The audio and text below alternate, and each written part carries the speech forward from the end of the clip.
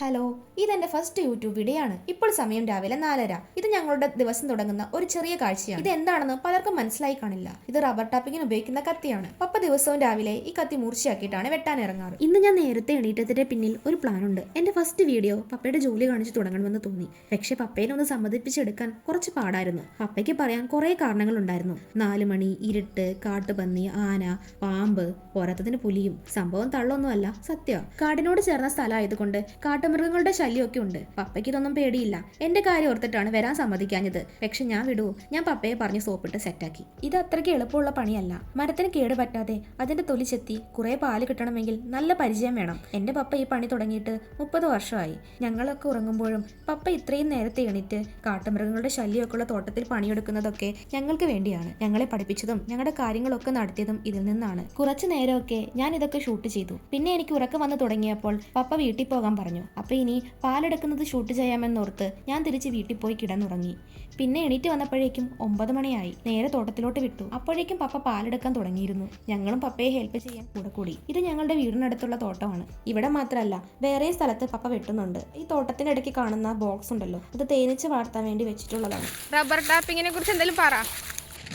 പപ്പ എത്ര വർഷമായി തുടങ്ങിയിട്ടെന്ന് പറ.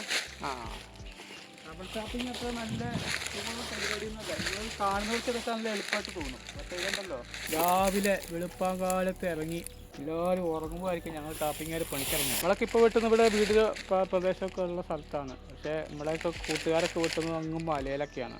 ഇവിടെ ആനയുണ്ട്, കടുവയുണ്ട്.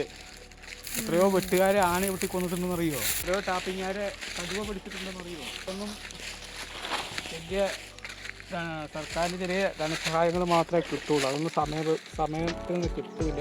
പിന്നെ ഈ ജോലിയൊക്കെ എടുത്താൽ നിങ്ങളെയൊക്കെ നമ്മളെപ്പോലെ ടാപ്പിങ്ങുകാർ മക്കളെ പഠിപ്പിക്കുന്നത്. ഇന്നത്തെ അവരുടെ വരുമാനം വളരെ മോശമാണ്.